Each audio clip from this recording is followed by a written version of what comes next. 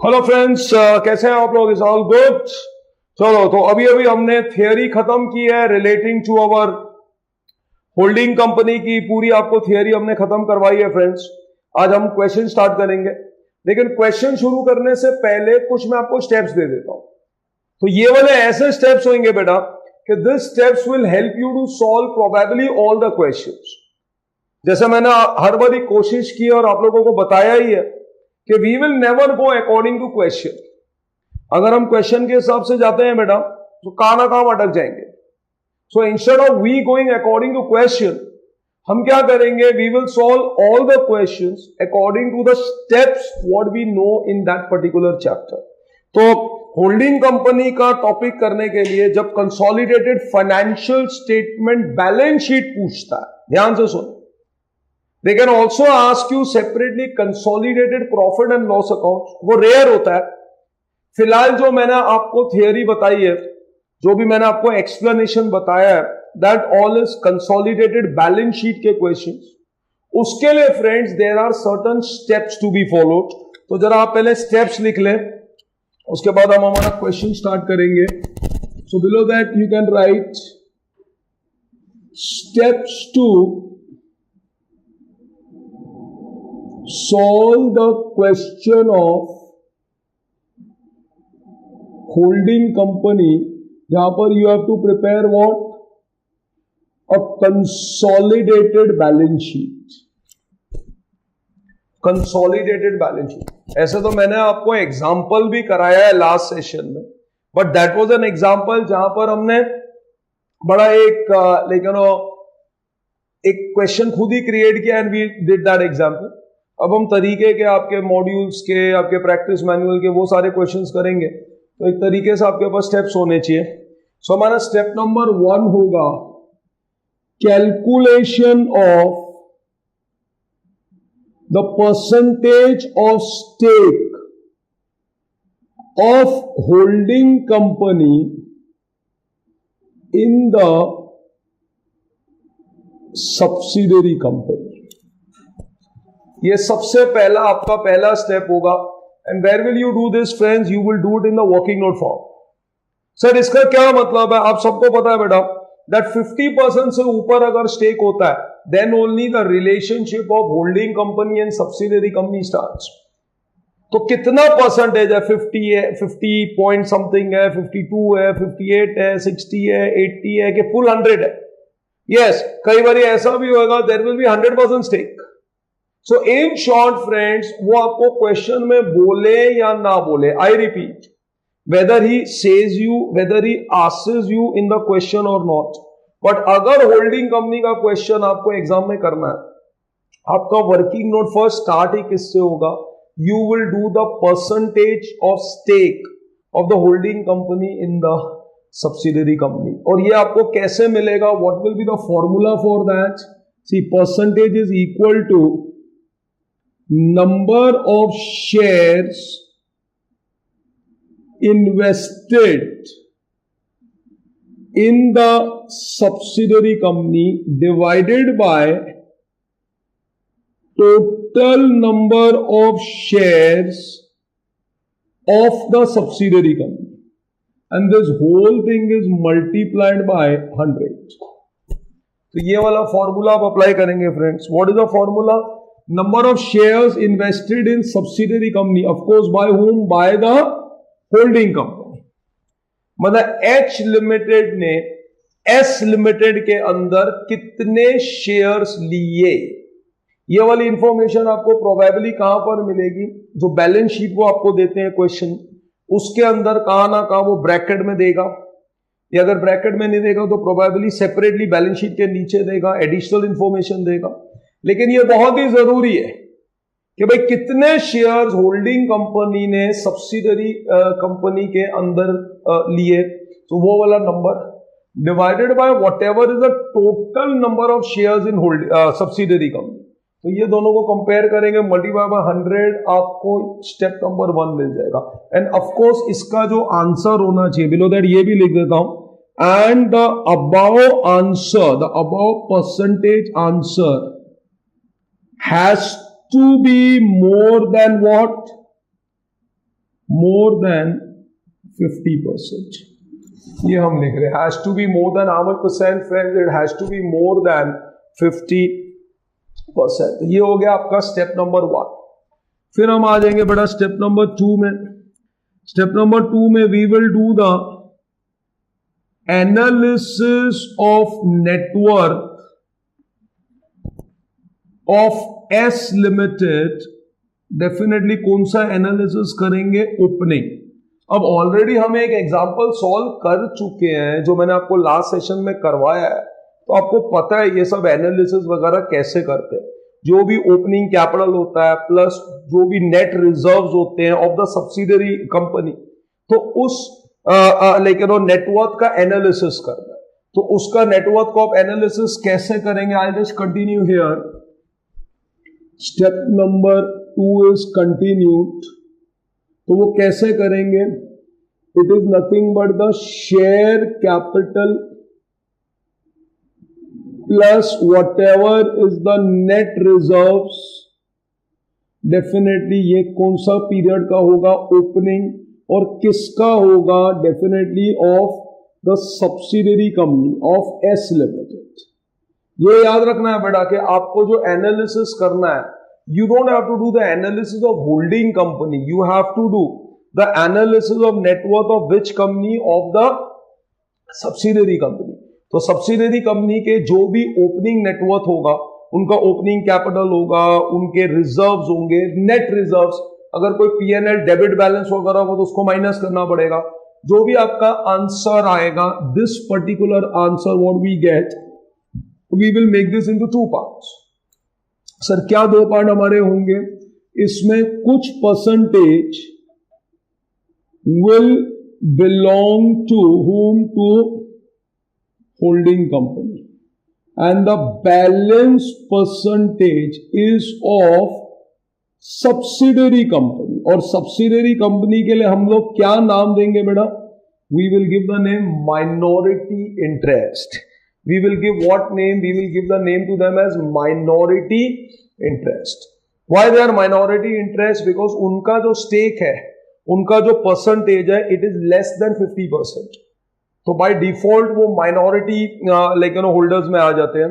तो आपको इस तरीके से 2 पार्ट करना पड़ेगा. Percentage belongs to holding company, that has to be how much?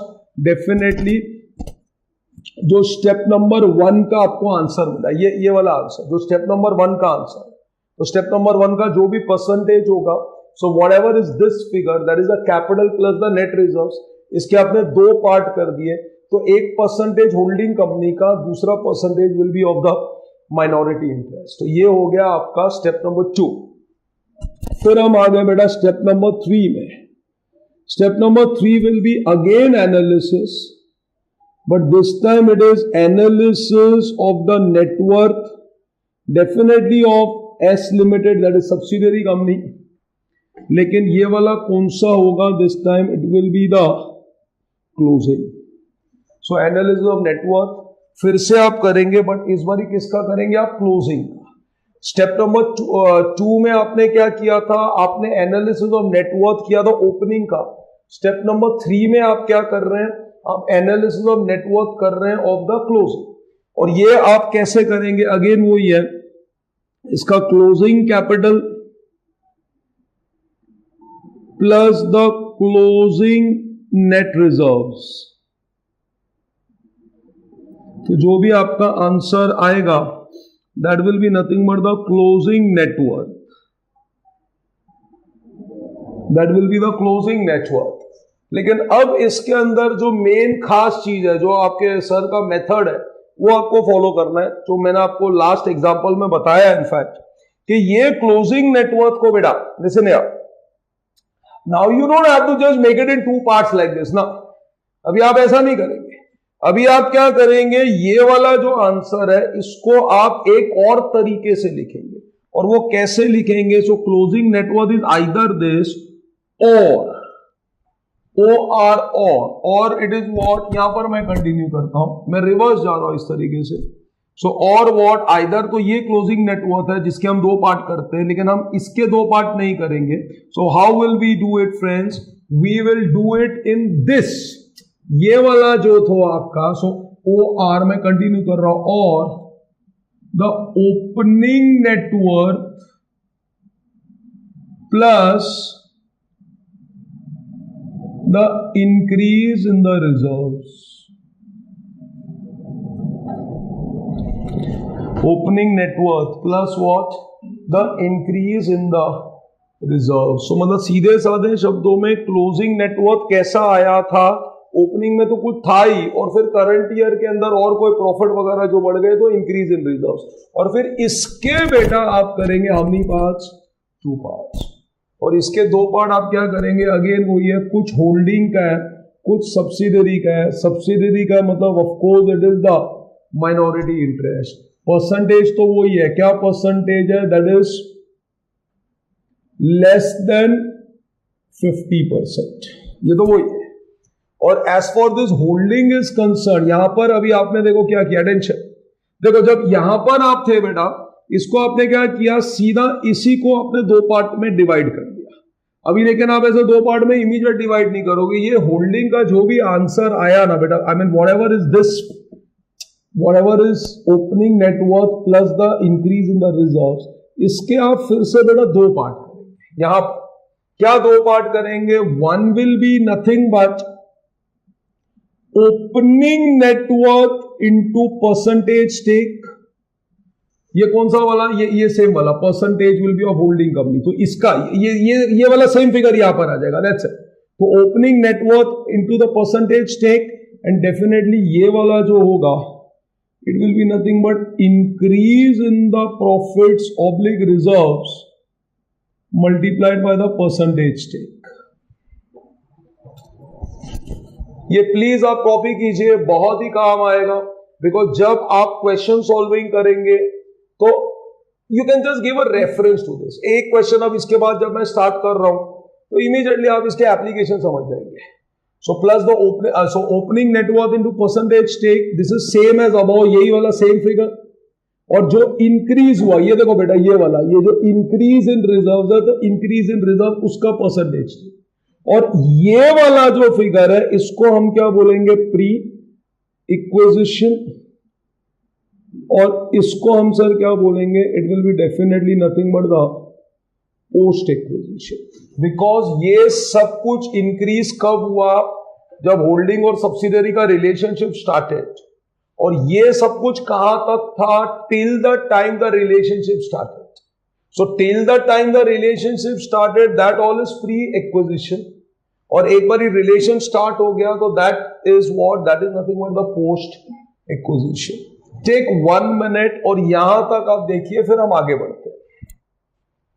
और ये वाला जो फिगर है, इसको हम ऐसा भी बोल सकते हैं, this is nothing but the net benefit received. ये वाला जो फिगर है बेटा प्री एक्विजिशन का, ये वाले फिगर को हम क्या बोल सकते हैं, the net benefit received.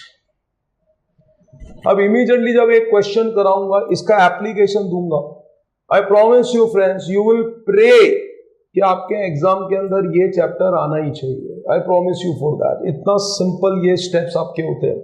Otherwise holding company is one of the most competitive chapter. जब ये पुराने सिलेबस में सीए फाइनल में था तो it was one of the most dreaded chapter. और इंटर सीए में भी अभी ये ड्रेडेड ही होगा. लेकिन अगर आप इस तरीके से करेंगे तो शायद आपकी नैया पार हो सकती है for this chapter as well. कोशिश करेंगे. Let's see. So pre acquisition को क्या बोलते हैं, नेट बेनिफिट रिसीव. और ये जो इंक्रीज इन प्रॉफिट का परसेंटेज होगा, ऑफ कोर्स ये है होल्डिंग का ही, 80%, 70%, मोर देन 50% जो होगा, ये पोस्ट एक्विजिशन. और माइनॉरिटी इंटरेस्ट का तो ये पूरा का पूरा जो भी फिगर होगा, that is less than 50%. Then I am into what step, sir? I am into step number 4. Sir, what is step number 4? It will be calculation of goodwill oblique capital reserve. It will be what, sir? Either capital reserve करेंगे या goodwill करेंगे. Sir, वो सब हमें कैसे मिलेगा, capital reserve या goodwill? It is nothing but net benefit received. So आपको पता है अभी ये नेट बेनिफिट रिसीव का फिगर कहां से आया, ये वाला फिगर. So this particular net benefit receive, I am assuming it is 2 excess. Minus from there the cost of investments. मतलब आपको बेनिफिट मिला, लेट अस अज्यूम 100, और आपको जो इन्वेस्टमेंट, जो आपने उस कंपनी में इन्वेस्टमेंट की, मतलब होल्डिंग कंपनी ने जो इन्वेस्टमेंट की, तो वो होल्डिंग कंपनी ने जो इन्वेस्टमेंट की है, let us assume it is only 80, तो आपको बेनिफिट मिला 100 का और आपने इन्वेस्टमेंट खाली 80 की थी, तो इसका मतलब है कि बेनिफिट ज्यादा मिला। जब बेनिफिट ज्यादा मिलता है तो of course it is profit, and it is which profit? It is nothing but capital profit. और कैपिटल प्रॉफिट कहां पर जाएगा friends? It has to be transferred to capital reserve. अगर बेनिफिट इज मोर और अगर रिवर्स होता है, जैसे मैंने आपको पहले भी समझाया कि समझो बेनिफिट आपको मिला 100 और कॉस्ट ऑफ इन्वेस्टमेंट है 110, सो मतलब इन शॉर्ट आपको बेनिफिट खाली 100 का मिला है, लेकिन वो बेनिफिट लेने के लिए आपने 110 खर्च किया। तो आपने जब 110 खर्च किया तो कई आपको बोलेंगे भाई आप पागल हो यार, 110 क्यों खर्च किया? ठीक है भाई, हमको मालूम है उसका बेनिफिट आगे जाके कैसे मिलेगा।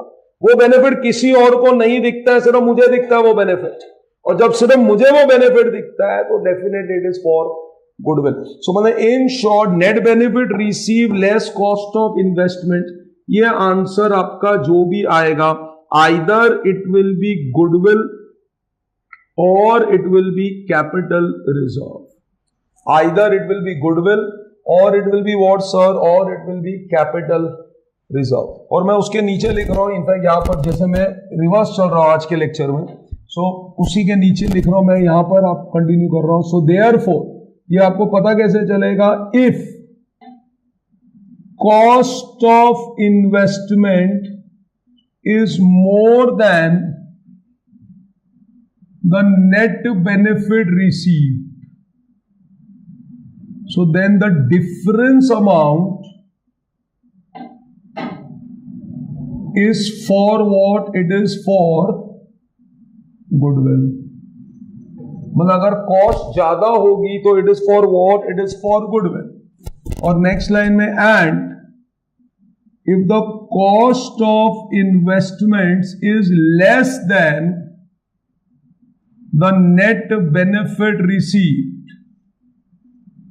then the difference amount is capital reserve।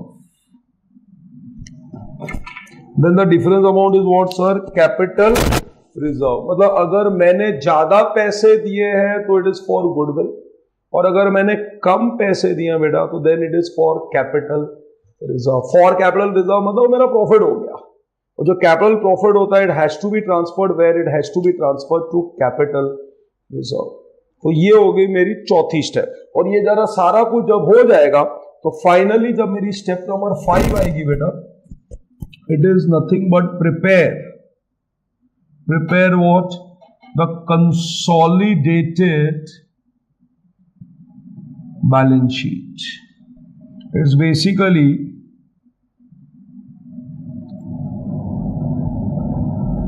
both balance sheets of holding and subsidiary to be